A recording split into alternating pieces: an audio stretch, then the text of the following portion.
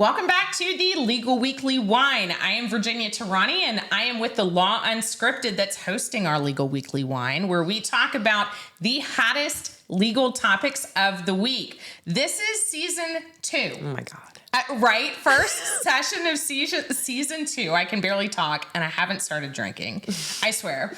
And as a special treat, because it's the weekly wine, we are finally having a wine expert with us. So this is Erlinda, and I'm going to let her tell you all about her. Oh my God, I'm so honored to be on the Weekly Wine. This is great. We're honored that you're here because you've heard me tell you this, is Chelsea and I have been saying, wow, this tastes good. This is, I think it's dry. It tastes peachy. So to have someone who can tell us what a good wine actually is, what we're looking for, and go from there. And you are bringing truly the hottest legal topic to our show. Well, thank you for saying that. And you're right. I think artificial intelligence and all those buzzwords, emerging tech, there's nothing hotter than that right now. So. Yeah. Who knew a wine expert would be bringing that hot legal topic? Is when we talked, I thought, well, we definitely want the wine part. And you were saying, well, there's AI. Have you thought about that? And I was like, well, I think about it every week now. But for you to bring that with you too is incredible, to have both of our topics, the wine and the AI, the legal part is fantastic. Well, thank you. And so just so your listeners Please. And our folks know out there, my name is Erlinda Doherty, and I am a wine writer, a wine and spirits writer, educator, sommelier. Wow. I've judged, not in a courtroom, but... Me neither. I like to pretend maybe it was a courtroom, but actually no, I'm a wine and spirits judge as well, which is actually kind of fun. That's impressive. Fun for you, fun. Impressive to me. Fun. But I also have a day job where I also am a lobbyist or an advocate for these issues. But so this is a topic where sort of like my day and night, kind of professions kind of overlap. But I feel like even if you're not in that advocacy space or legal space, everything about our lives nowadays is touched by artificial intelligence, right? Everything. Even if we're completely unaware of it, it is still part of our daily lives. So it is. But yeah, that's me. So I am, sommelier, and like I said, a wine and spirits writer, educator, and I do work with, and love to, by the way, work with small independent brands to help promote and educate on their products and to get more folks to try new things out there. So that's kind of a fun place to be. Yeah, no, and you're so good. So I heard about you before I met you.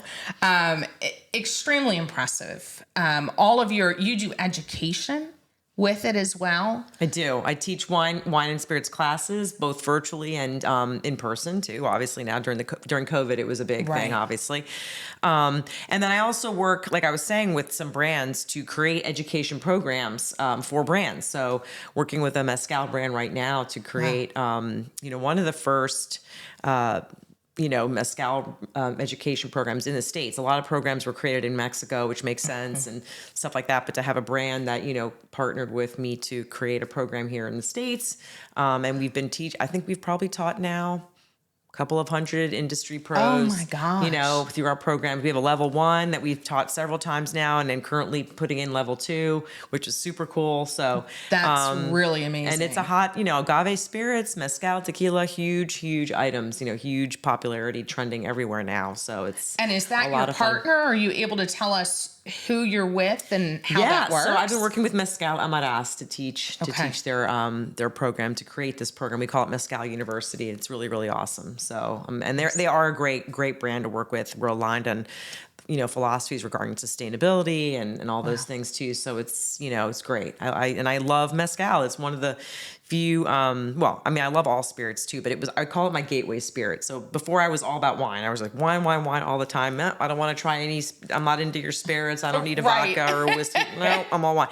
But Mezcal was like the gateway spirit for me. And there are a lot of similarities in Mezcal and how it's made and the way the agaves can express terroir, like grapes can express terroir. That was like, oh, this is easy. Mezcal is easy transition for me to teach, and all the traditions and history and and the issues too, with the growth of the market were very similar to teaching wine. So it was kind of easy. That's really impressive. Move into that space. So. And are you okay with me dropping in our description some of that information? Absolutely. I can't pronounce it, but maybe I can spell it and put it in there, do some links. Absolutely. Mezcal Amaras is the name of the brand that I've been partnering with, and it's been great. But yeah, and then I also have a website right now, and if you go on it today, Excellent. It's a little bit we're revising it and revamping It's it. But being anyways, worked on. that's okay. Yeah, well, why not check back? That's the purpose of small businesses and even larger ones is you revamp, you retool, you figure it out. Even with the new AI, you've got to get it right. And I'm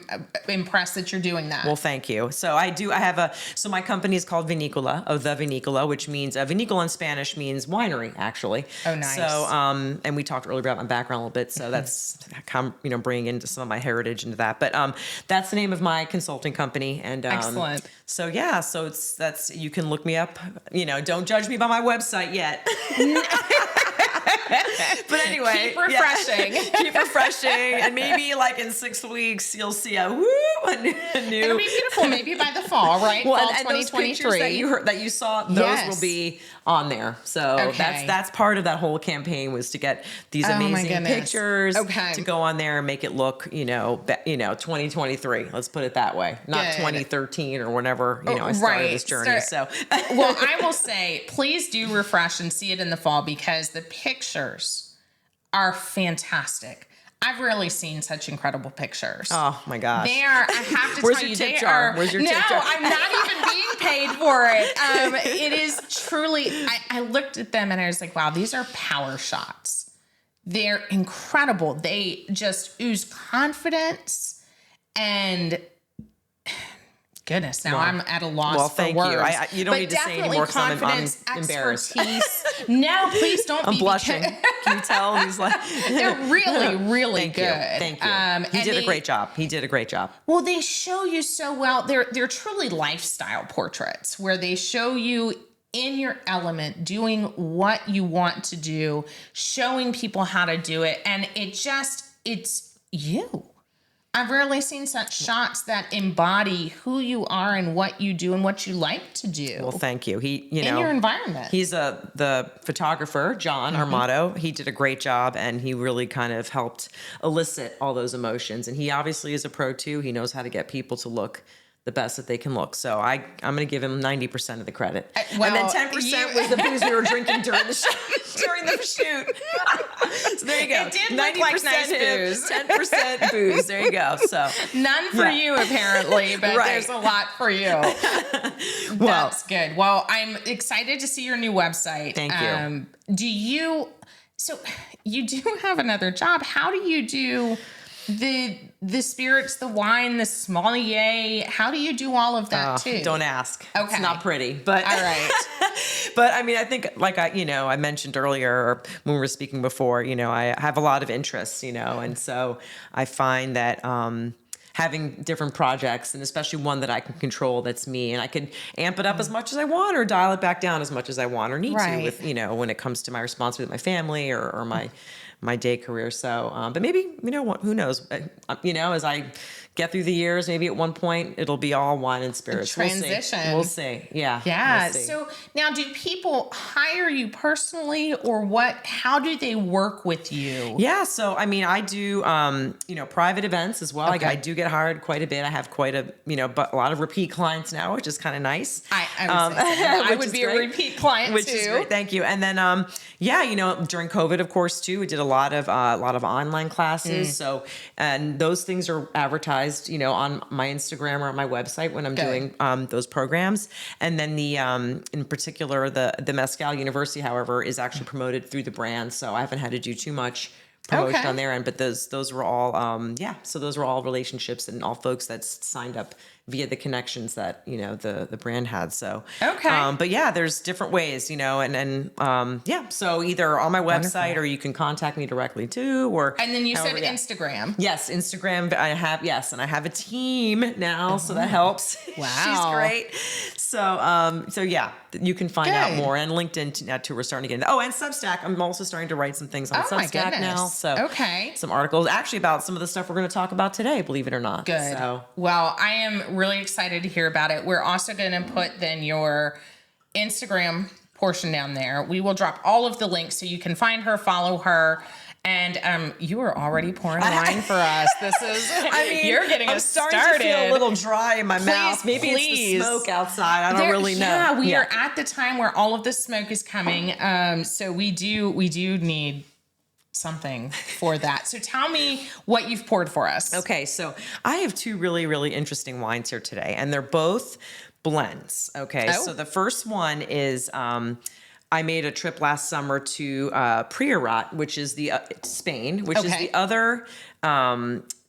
There's several DOs in Spain. Rioja is the most famous. Okay. So Rioja is a red wine. Basically, most of the wines there are made from Tempranillo, which is like a red wine grape, obviously. All right. But there is another obvious region. to you. Okay, sorry. Okay. No, that's good. Right. I'm learning. Okay, so and then Priorat is probably the next most famous region in Spain. So there's Rioja, red wines, and then Priorat also makes red wines. Wow. And they're known for making, and white wines too, obviously, because we're about to try it.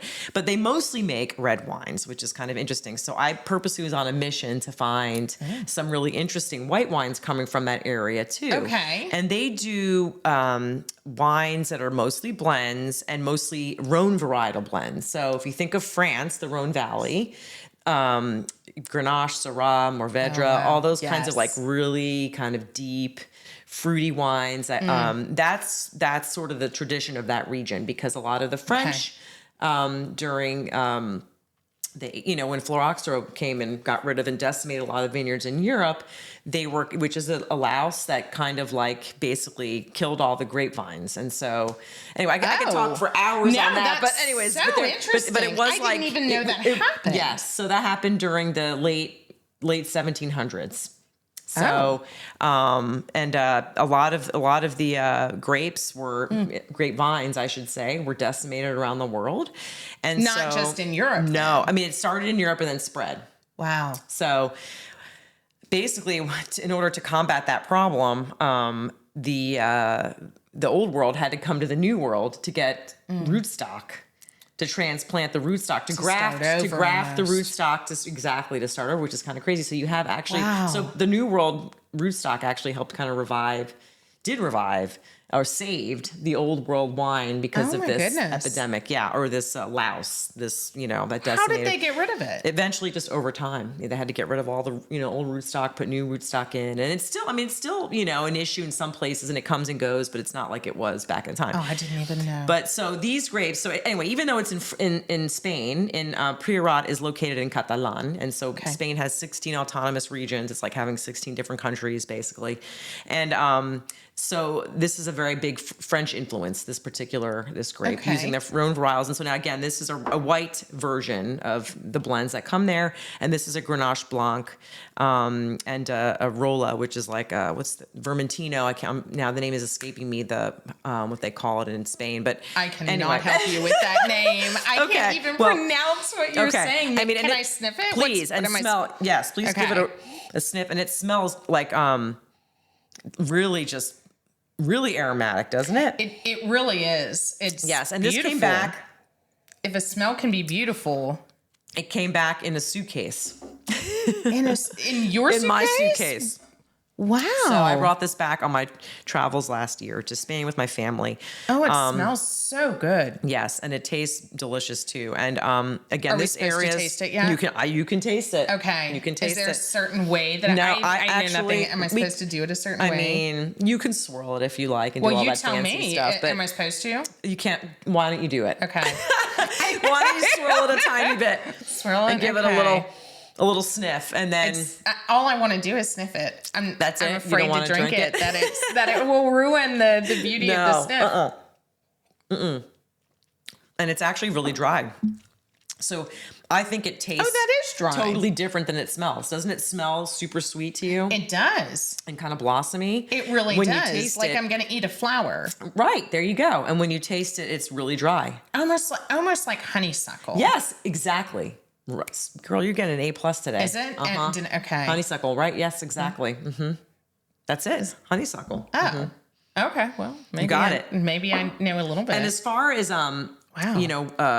white wines go, especially white wines from the old world or Europe, basically, it's kind of a higher alcohol wine. Most white wine, this is 13.5% alcohol. Okay, that is higher for most whites coming out of the old world, because it's a warmer area. And these grapes are, Mediterranean climate. So these grapes, they get more sugar, they get more ripe, hence more sugar, and that sugar converts into alcohol or ferments into alcohol, and so you have a higher alcohol level. Okay. So, but anyway, this is a Blanc de Scala Day, and this is Blanc, of course, which means white.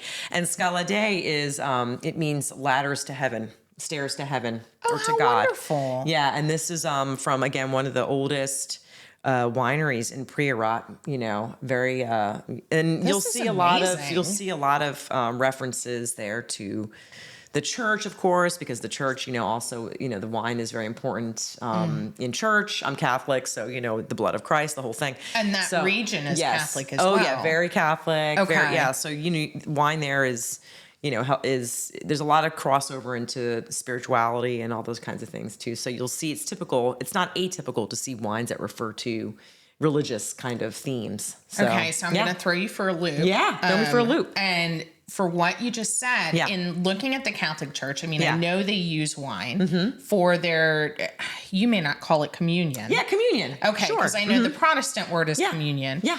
But do they actually select wines or specific ones for the communion? So they have to be sacramental wines, which means they have to be blessed in a certain way. And I'm not going to say the quality of the wines are amazing. Yeah, that's what I'm wondering is like, I don't know that they specifically choose wines that are just kind of okay. Right. Or if they are supposed to, I don't know. It's interesting. So we should probably have a whole nother talk on this because this is actually interesting, like how the Catholic Church basically during Prohibition, saved the wine industry. This would be kind of fun. Can we have another talk totally on that? could, because that would be legal, some legal items we could talk about during that time too. I think this whole season might be you and me.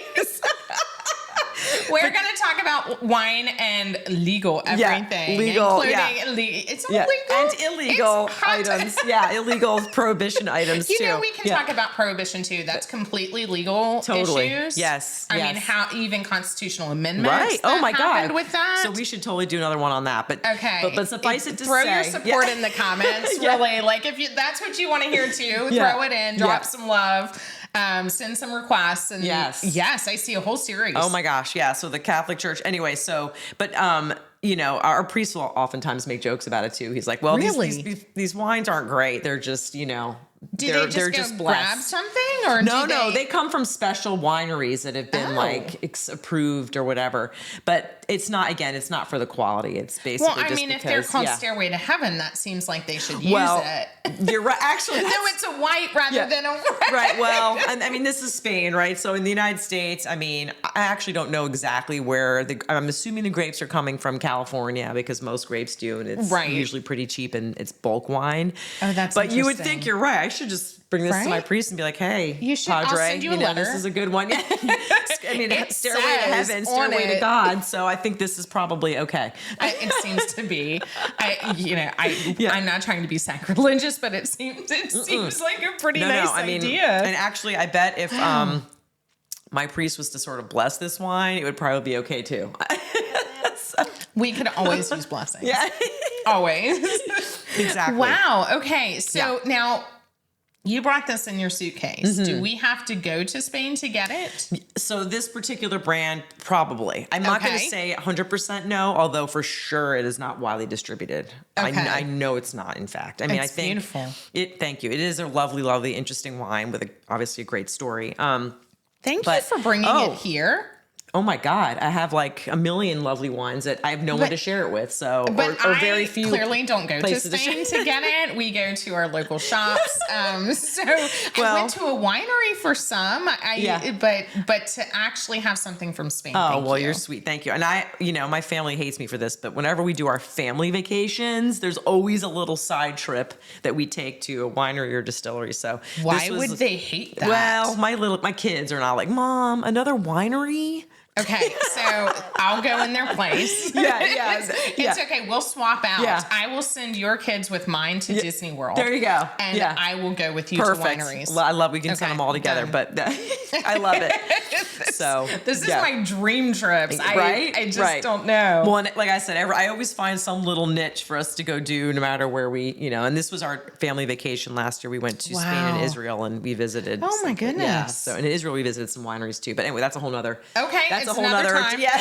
Another we've got a long season. It's okay. And we can definitely talk about wine and spirituality about We Israel should. too, because it being there's the a Holy lot going Land, and on. there's a lot of there's a lot of wine there too, and all this different stuff. So anyway. Amazing. Okay, so I know you've brought another wine. Do we swap out glasses? Yeah, what why should not? we do? We could, because this is also kind of a heavier or just a very distinct and complex wine. So it'd be nice to kind of let's do that. break it up. We are excited because we are using. You might notice we've changed our glasses. We have glasses now that are the Legal Weekly Wine Podcast by Tehrani Law.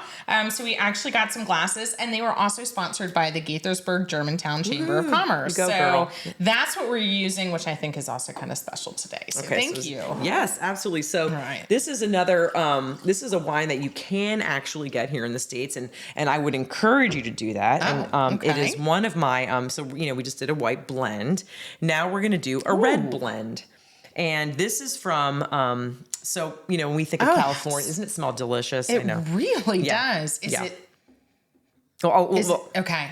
Give me 2 seconds. All right. We'll go in. And you're right about what I'm sure. You were going to say, what does it smell like? Tell me. It smells almost like cherries. Yes. Okay. Girl, you should. Yeah. Am I? You're on. Actually You got a good nose. You got a good nose. You do. So you do. Seriously, like this whole last season, it's been peaches, raspberries, and we're so just guessing. Yeah. But you have obviously a good nose. Yeah. So this is from, when we think of American wine, we think California wine, we think Napa, Sonoma. That's like the first thing that jumps into our brain. Well, believe it or not, Napa only makes 4% of all the wine coming from California.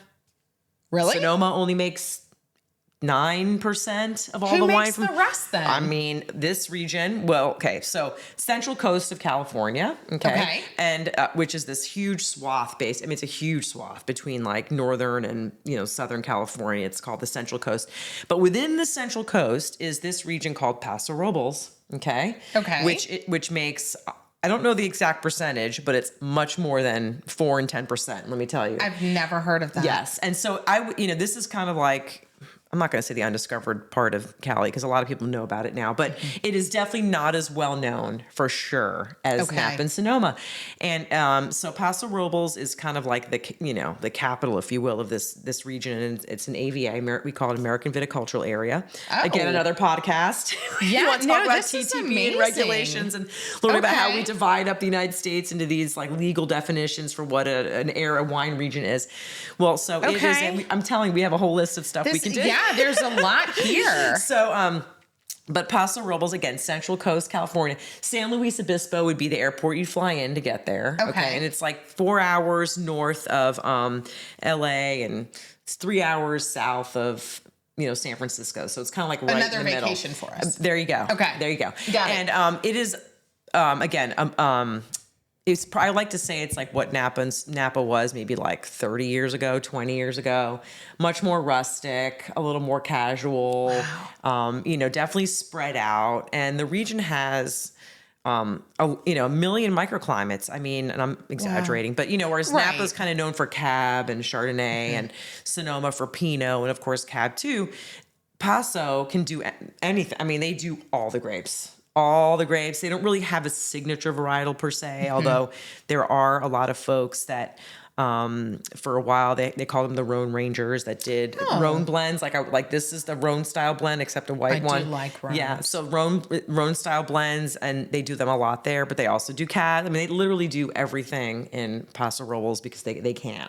Amazing. So this is, if I recall, this is like, Cab Franc. Oh my gosh, Cab Franc is one of my favorite grapes. So it's more of a Bordeaux blend. Yeah. Right. So this is more of a Bordeaux blend, grapes, like Cab Franc, Cab Sauv, Merlot, those types of blends, as opposed to Rhone varietals, which are Grenache, Syrah, or Vegemite, more hot weather climate grapes. And, from Justin Vineyards, by the way. I didn't mention the brand, but it's a beautiful brand. Right. And it's one of the more well-known, I guess, brands that are there, but they give, but I'm just saying following on that, moreover, they give an amazing, very educational tour. And it was one of the first wineries I visited when I went to that region and was just blown away by the tour because it was so educational and not salesy or anything. It was just a beautiful tour and very approachable, and they do amazing wines. And, anyway, so this is, so Justin, cheers. Cheers. Yeah. Oh my God, this wine is so good. That's really good. So good. Oh, wow. Yeah, so good. Cab Franc is one of my favorite grapes. It is kind of like people don't know it as much as Cab Sauv, a little more vegetal, a little more savory than most Cabernet Sauvignon. Cabernet Sauvignon tends to go more on like the red fruits, or purple fruits. This is more red fruit, but a little bit of like actual green pepper, more savory notes, I think. Really? A little more tomato-y. I hate to say that because but it's more tomato-y. I can catch that part. And it's a little bit lighter than a lot of Cab. It can be lighter than Cabs. Right. But there's definitely oak on this baby, for sure. I mean, you can smell that for sure. And anyway, Cab Franc is just a lovely grape. Yeah, this is beautiful. Yeah, it is a great wine. It is. But this is not in the restaurants that I go to. No, I mean, this is, so Justin does a ton of stuff that you can buy in your stores. Okay. Obviously Total Wine, even like local store. I mean, they're really well distributed. But yeah, this is something that you would have to either be part of their wine club, or join or directly buy from their website. So Justin Vineyards. Yeah, that's definitely. Really nice. So, just to recap, so we had our white blend, right, of Rhone varietals, and now a red blend of Bordeaux varietals from two different, areas and those are interesting lovely stories. So, yeah. Thank you for sharing. No, truly. You're welcome. Thank you for sharing that with us. Just so you know, I think the alcohol on this one, we're drinking some high alcohol wines today, just FYI. That's okay. It's whatever, 15%. So, wow, that's even more than the other. Yes, ma'am. Well, I'm glad for the warning. I told her, so any of you that caught our Valentine's special will know that there was a wine called Cherry Wine from Mariah, I think is how it's pronounced, Mariah Vineyards, that it's just cherry wine, and it almost tastes like a port. Oh, and wow. We did not know how much, we didn't look at how much it was. And so we drank quite a few on it. I have rarely been so tipsy. It was, we were fine during the show, and we realized afterwards, we're like, oh my goodness, we don't normally drink like this. And we're like, it's, it was almost like drinking a wine cooler, but it was like a port. And we're like, we didn't know. So I'm glad for the warning. Yeah. I will try not to drink as much, but I will. You can sip it and enjoy it with Eric later. I'm going to. This is beautiful. Yeah. Oh, I'm glad. I love nothing more than to share good booze, honestly. That's delightful. So with that, in your industry, I know that AI is taking over everything. Absolutely everything. Yes. But for you, it's doing something that, I don't normally think of how it's affecting your industry. Yeah. So, I would say the wine industry has probably been a little slower than most to incorporate technology in general, but that's okay. It's a very traditional, kind of sector. Well, with that's a lot how of we all think family. Of it. Exactly. We have this romantic view of like wine being like super slow and all these different things. We want to go to the wineries. We want to go in person and see the barrels and see the process and see the grapes. Yes. So technology to me also doesn't seem to fit. Right. Exactly. There. And then, so in some ways it's been slow to change, which we've kind of accepted, and it can be, a little bit of, anyway, it's been a challenge, for the industry to accept that. And then of course, during COVID, like everything else in the world, we just had to, adjust. And you had to do and something. Everybody was like, I never Zoomed before. Now I'm Zooming. Anyway, just everything. So the alcohol industry had to also adjust. And I think there were things happening already in the wine space that were innovations that we're having, but COVID just kind of sped it up, just like everything else. So I'm not saying they were averse to technology or change or modernization, but COVID basically just, caused them to have to do it much faster like everybody else. So anyway, during COVID, of course, we were very familiar with the Zoom tastings and all these things and having to buy things online, having our, ordering things online. And so a lot of states put in, rules and regs and cities, that were okay, for picking up wine. There were temporary measures that were put into place for folks to be able to get their wines and their spirits in ways that they couldn't before because we couldn't go to the stores. Oh, yeah. All that. This is, wine. Wine and spirits is one of the most regulated industries, sectors in the United States for good reason. For good reason. Right. Okay. But it is highly, highly regulated. And yeah, so measures had to change, during COVID so that folks could get. Stores were closed, right? So we couldn't go to the store anymore. So how are we we need our stuff. Right. It doesn't quite come by Amazon. Right. What does it do? Right, exactly. So every state is different. It's one of these things where, I can't even begin to tell you what the overarching trends were. But let's suffice it to say that states and localities put into a lot of temporary measures to allow folks access to be able to shop and get their, their products where they needed it. And so it's not a national regulation, it's state by state. Mm-hmm. Okay. Yes. Another podcast. Yeah, for sure. But it's another podcast. But the 3-tier system, there isn't an overarching.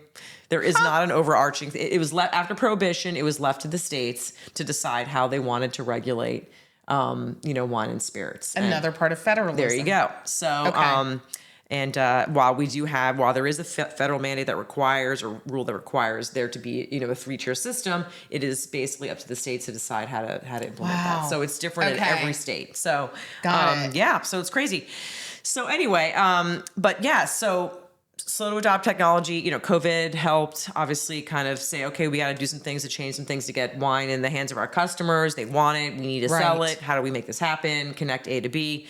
And now, actually, a lot of those rules and regs that were put in temporarily, not going to say a lot, but some have been made permanent because they realized, okay, we could do this. It's fine. We're checking IDs. We're not kids aren't picking up wine. There's obviously safeguards in place. And it was almost like a test to see if we could modernize some of these rules. And in some places it has been permanent and has worked out okay. Now you're saying checking IDs. Is that when people pick it up at the door or is that okay. Yes. So basically if you're having alcohol delivery and the deliverer, the shipper is supposed to be checking, IDs and ensuring that it is an adult that is receiving the package on the other end. Because what's there to stop my 12-year-old from getting on there and ordering vino and then, exactly. I've gone into, and even during our podcast, we'll look up the wines and put it in the description of here you go. But when I go into the website, I'm having to enter, yes, I'm over 18 or 21. And here's my age, the year, right? My birth year. Right. But you're right. I can put in whatever you can put in whatever you want. I would love to put that I was born in 1994 instead of 74, but but whatever. That's all right. It's okay. I'm trying to go the other way, not the other, but anyways, but you're right. It's literally not, there's no one at home, checking while you're doing this. So the confirmation has to happen when the shipping happens or the delivery or the pickup. Are you curbside picking up? Okay, here's your ID. Okay, I need to make sure that so that's been the issue is to make sure that yes, you have increased access, but how do we ensure that it is not a minor that's picking up the alcohol? Okay. So or get purchasing it or getting access to it. So that's a big issue. But bringing us to our topic of artificial intelligence. I'm getting us sidetracked. Yeah, no, all the other issues along the way. A million things. We're gonna have 1,000 podcasts. We really will. I think we're joining up here. So the issues are whether you're pro AI or against it or a slow adopter or a fast adopter, it doesn't really matter at this point. It's in our lives and without us even knowing it, right? Literally your auto text, whatever, Siri, all those, that's all AI. It's it's all machine learning. It's all, programs and platforms that are already in place. Sure. It's just now it's gotten a lot of play because we see this, what they call generative AI. So ChatGPT and all these programs that are out there that are suggesting text and acting like they're talking to you and all these things. So that's kind of where it's really gotten to be a little bit just ubiquitous. It's gotten a lot more ubiquitous, and now we're really focusing on it because there are legal issues about this. There right? are like a lot, right? You know, I mean, you could tell me all those, but that's the problem. Now the issue is crap. People, sorry, I know I'm. No, it's not the curse word. Okay, okay. But like, you know, now we're like, okay, so like, how do we know that this is what the information we're getting is true, is accurate? How are we protecting our citizens? All these different things. So that's the thing. You know, it's no longer just oh, my text is prompting me to put in thank you. Now it's like, it's not to fill in the words. Right. Now we're like actually having text that's being generated and all these different things. So, and predicting certain behaviors and stuff. So that's where it gets to be, you know, very iffy, and what kind of data we're using to get to there. That's the other thing too, is all this automated or artificial intelligence is based on data that we're feeding into the codes. It's only as good as us. Right. So, and what data is going in there? And is it my private data? Is it my health data? Whose data? How are you getting access to my data that goes in here? So anyway, that's the bigger picture. But we have to accept that it is a part of our lives. Yes. And so how do we, you know, protect ourselves, but also find the potential benefits to this technology. Okay. So no, that's true. That's absolutely true. We have to, it's like, so, you know, we didn't have a typewriter before. Now we got a typewriter. We have computers, you know, so it's just, so we have to figure out how to, you know, reskill and retool our own skills and all these different things in our workforce to how to implement these tools. You know, so that's kind of where we are at. So, and there's been a lot of doomsday talk about, oh, these Terminator robots are going to come and we're going to be extinct as humans. And I don't think that's going to happen. It feels like, especially with ChatGPT, like you said, it's like somebody talking with you. It's like, oh my God, this is like thing is talking to me. It's so weird. Is it sentient? You know, but it's not. I have better conversations with that than my other attorney friends. Right, or like, well, they sound smarter. Yeah, exactly. Like, are these sentient beings? Of course they're not. But yes, it's that interface that makes you think like, oh my God, this is like now out of control. So even some of the experts in the industry recently have said, let's pause. You're right. They were like, let's do a how many months pause before this gets out of control. So for someone like me, that is concerning and is a panic, almost doomsday of, wait, if they're saying that I can't, that they need to stop the industry, stop the progress, then maybe there is a bigger concern. Sure, absolutely. And I think obviously there's a cause for pause. We need to make sure that, you know, if we're using this technology, how are we using it? Are we protecting our people? Are we protecting copyrights? Are we all, right? I mean, you know all the legal stuff behind it, but those are the issues right now, you know, and I'm sure that it's also impacting the legal field in a million different ways, right? People are, you know, I mean, are lawyers going to be replaced? Are sommeliers is going to be replaced? Who knows? Right? I mean, everyone is flipped out about it. So I think ultimately no one's going to be replaced because obviously you still need a human. You do need a human. You do. To check all these things, to make sure things are happening properly, that we're not, you know. So I don't believe in this like extinction thing. I don't. But I absolutely believe there needs to be guardrails and safeguards, 100%. And in the wine industry, you know, there's ways that are interesting that the technology is being used now. And so I'm so excited to hear. I am waiting for it because I don't see much in the news about how it's affecting the wine industry, but it has to. Well, just like every other industry, every single industry, you know, this technology can have a purpose and a place. And, you know, so one way that I think it's, you know, really beneficial is in helping to, you know, enhance our experiences with wine. So, you know, we, you know, a good example would be, so, you know, there's a lot of applications out there, apps where you can go on and like take pictures of your wine. And so I've done even that. Exactly. And you can show your preferences, you give your own ratings to wine. And then over time, that data can make suggestions to you like, oh, well, it looks like you like this kind of wine. Oh, you might like Bordeaux blends. Oh, let me suggest some Bordeaux blends for you. Or, oh, I noticed that Rhone varietals are more your jam. Here are some other brands. So, you know, suggesting options, you know, giving ideas to that you may not have thought about is one way, right? The other way is, you know, doing pairings and things like that too. So, okay, you know, again, we've noticed that you like to buy a certain brand. Here's some ideas for you to pair, you know, your wines with. Oh, here, you know, here's what, again, this is all a matter of the data that goes into the system, but when you have smart people, sommeliers that are feeding in data, that are putting in ideas about how to pair food and wine, here are some suggestions for you. But doesn't that seem like it is replacing you? So this is how I look at it. I mean, some of the knowledge that we've gotten from wine is kind of basic. Like, I'm not basic in like a bad way. Just, okay, wine is made from grapes. There's just some things that are just very like just knowledge. And, we generally have some sort of rules and templates for how to pair food and wine. Now, yes, I would absolutely love to be the one in person telling you that. Sure. 100%. I prefer for you to be. It's nice to have that interaction. But not everyone has that interaction. Not everyone at home, on a Thursday evening before the weekend has a sommelier that can walk into their room right now and say, "Oh, I got some great ideas." But aren't you on speed dial? Yeah, well, okay, I'm happy to do it. You can just call me if you want. Erlinda, I need you today. You can call me. Yeah. Here's what I have.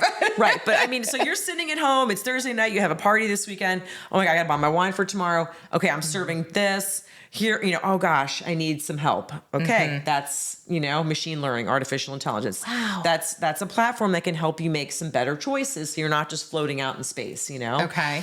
And then and then also, more targeted marketing. Now that's more the supply side, right? That's more helping the folks that are selling the wine, the brands. Okay, now that I've got all this data, of course, again, we run into this like data issue and like what you want to be out there or not out there. But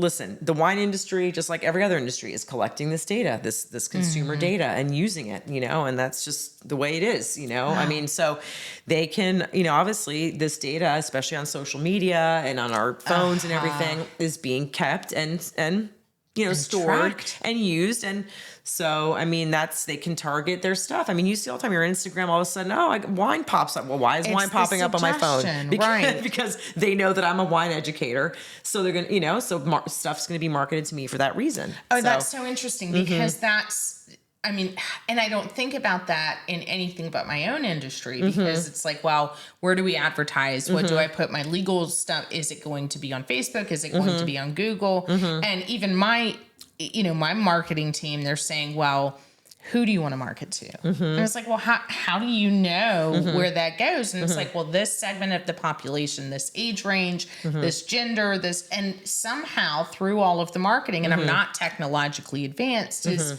they know where to put my ads, what time, who to send it to. And like you said, it pops up on their phone as if they're looking for something or a business like mine, they're going to find it. Right. So, wow. Yeah. So, it's there, right, to help target folks. And then finally, we talked about this kind of like, how do we use our resources to the best way possible? If I was if I owned a wine company or if I was a brand, I owned a wine brand, I would want my sales force to be out there talking to people, showing people wine, doing the demonstrations, doing the pairings, actually, engaging one-to-one with folks. Right. I don't want them out there filling out paperwork. Okay, what's this account doing? I want them to spend the less amount of time to do that. That's not where they need to be. They need to be out there interfacing, right? That's what humans do best, engage with other humans. Right. These technologies can be used to enhance those other kind of back office functions. And that's kind of what, where I think really the key is, and especially in this tight labor market, people are, the wine industry, just like every other industry, is, challenged to find good talent because everybody's out there kind of figuring themselves out. And if I can do it, why would I need you? Yeah. So I think that's the best thing or the best use of resources is to, have your sales force out there building the relationships with customers. And again, wine is one of those things that you need to have that interface. Let's use technology to do other back office stuff that's not as interesting or as necessary for human, for my wine specialists or educators to be doing. Well, are you using ChatGPT in your business? So I am not, although I had my my team do an interesting little thing last week, and I'm going to be writing about it on Substack, but I had her go and actually have a conversation with ChatGPT to see about creating an agave spirits brand, just to see what would happen. Okay. And again, it was an experiment. And Absolutely. so Well, that's what we're all doing with it. So she fed into this thing, okay, I want to start an agave brand, agave spirits brand. And, here's the data that I'm using to drive this. I read a report that, spirits are exploding in this particular area. So she was giving it data and reports, which I track, and about the industry and what the trends were and what consumer preferences are and so on and so forth. So she fed that into the system or into the platform, and it spit back a brand concept. Was it one that you thought was useful or could be applied? So I thought it was a pretty good attempt. It wasn't awesome at all. No, it was not awesome, but it was a great start. And led to ideas. I could have spent probably 20 hours on that on my own, dreaming up titles or dreaming up names or thinking about all these different things. And I had, she had something do it in, I don't know, an hour. And so now this is where the human element is, right? No, it wasn't perfect at all. It needed a lot of work, but that's my role. Now I can go and take this draft of something, and cull it to what I think it needs to be, So, and again, ChatGPT is just pulling stuff off the web. It's already it's like a search engine basically. It's just putting very advanced search engine. Exactly. It's like it's like a search engine, but it's putting it into text and making this, like a conversation. So it was pulling stuff that had already been out there in the interwebs and putting it in a format that was easy for me to digest and read. Okay. And so that was my first attempt at using it. I have not used it for any other. I haven't used it for any of my writings. I haven't used. None. And in fact, she did it. I didn't even do it. She did it. That's the controversial part. I mean, that's coming up in schools and other places. Is people are just copying and pasting. Is write me a paper on this, and they're like, oh, here it goes. Yeah. So schools are having to figure out. Well, are you writing your own thing? Or are you just copying and pasting, cutting and pasting what ChatGPT told you? So, and it's fascinating for me because in the legal field, I have to do a lot of research. Yeah.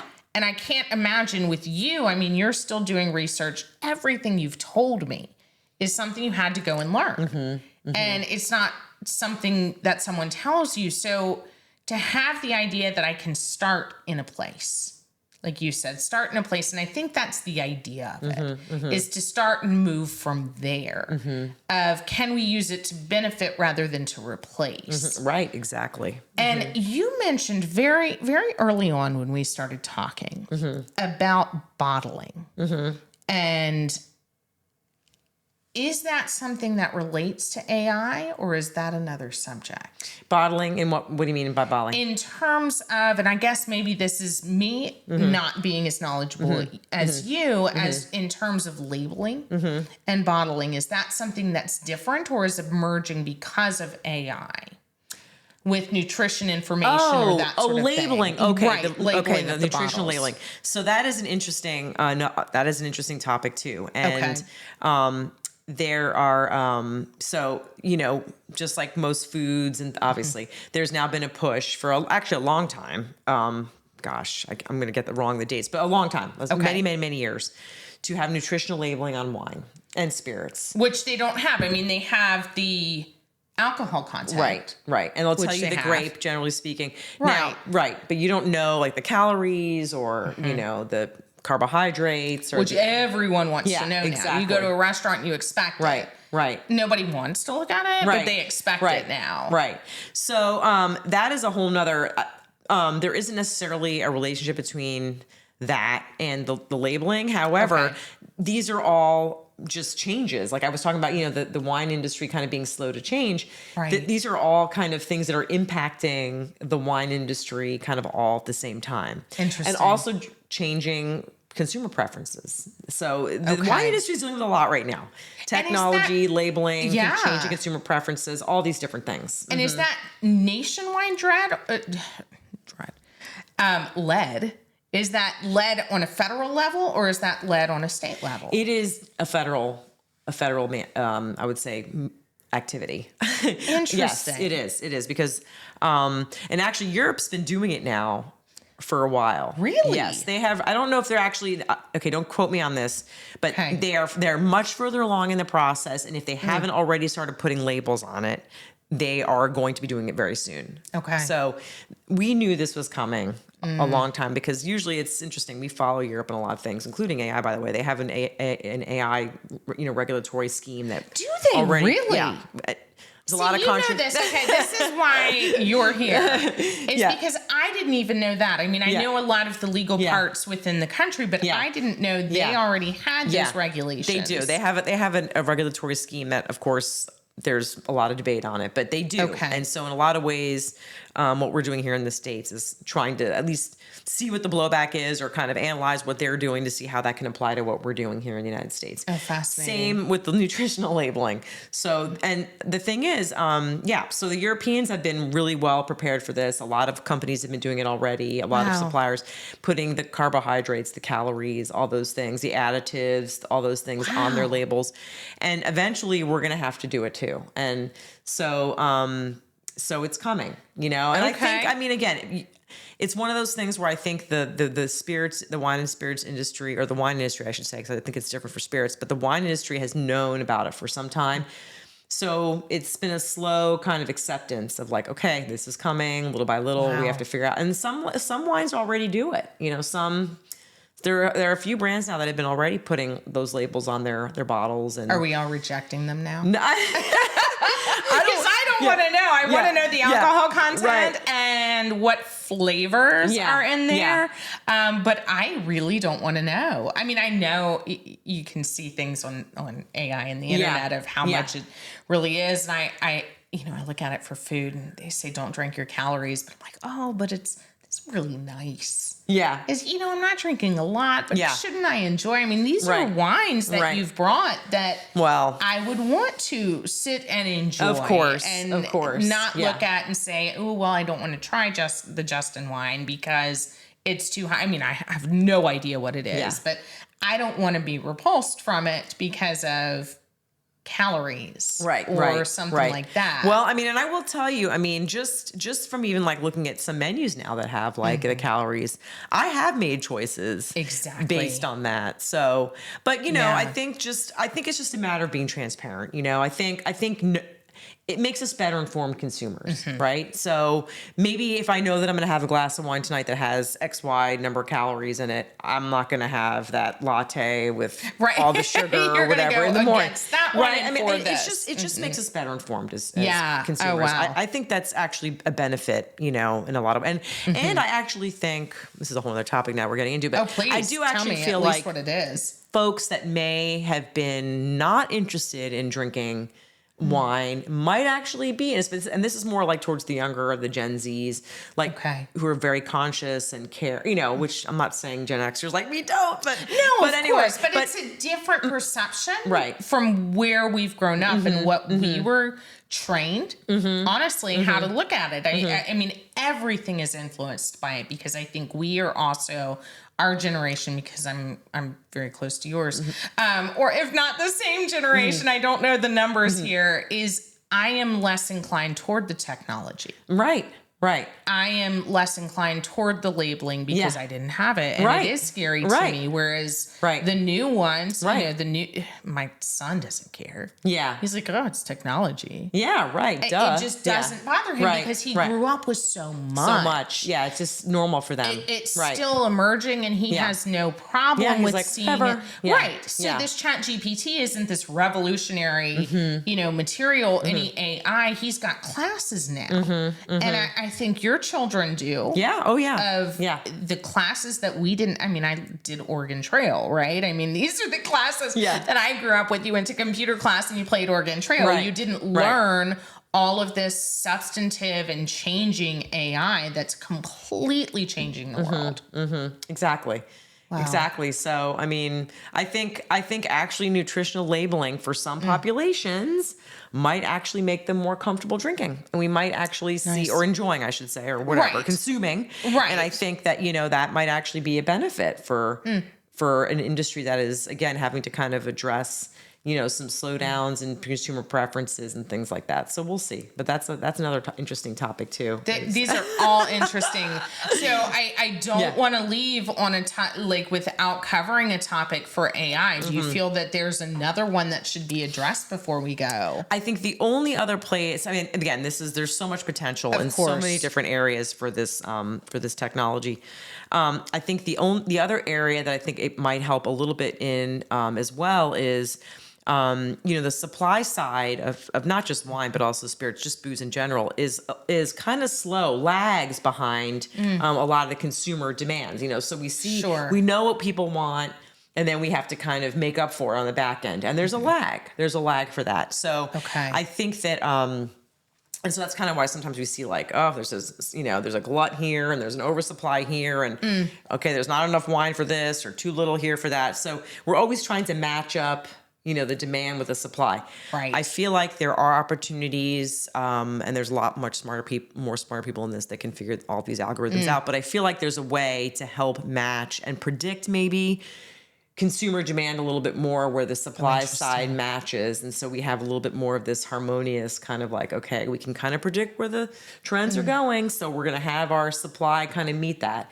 Oh, that's interesting. And that's, I guess that more goes along the lines with preferences and things like that. So how the AI can, or how the machine learning can predict and match, what consumers are going to want, who knows? I mean, if it'll ever be the case, but I feel like there are opportunities for that. So that seems to be, especially if we can, like you were saying from the very beginning and throughout, is if we can input the information, right? Where we're not going just from old information that was put in, but for continuing new information that you can feed in real time, real time kind of data that we can react to and things like that. So I think that there's an opportunity to help the supply chain piece of the wine and spirits industry too. Nice. Yeah. Okay. Wow. Well, thank you. This is incredible. I've learned a lot.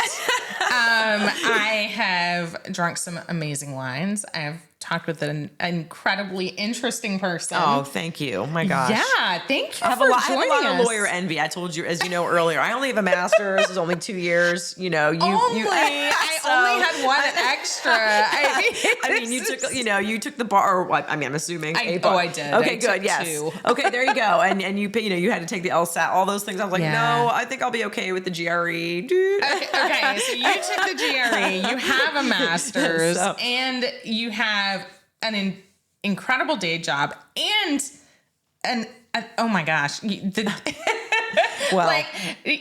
resume here. Oh, you're but sweet. The fact that it is so practical, and that you can help people and influence people and teach people, and it's just, I am so blown away by what you can do, what you offer, the information you have shared, the passion that you have for your industry. And I appreciate you coming on and sharing it with us. Virginia. That's really very, very nice to say. And I'm honored to be here too. And I hope we can do some more things together. Oh my gosh, are you kidding? I'm telling you, it's going to be like a whole season with us. I love it. I love it so much. I love it. Yeah, we'd love to have you back. Thank you. We have, like you said, I mean, how many topics we flagged for future episodes. Yes. But maybe I'll bring the wine next time. Okay. But thank you for bringing yours, and we'll have to go to Spain to get some more. Oh yeah, I think so too. And Paso Robles, which is actually easier to get to here in the States. Maybe we start with that. I'm telling you, we swap our kids. Yeah. But thank you guys for joining us. We have had a wonderful time. We hope you have for Happy Hour for season 2. Enjoy the summer. Hopefully you're having a good one and not being overcome with the smoke that we're having at the beginning of June here. And we will catch you next time on the Legal Weekly Wine. I'm Virginia Tehrani, and this is Erlinda Doherty. Fantastic. And we will catch you next time. Thanks for joining us. Thanks.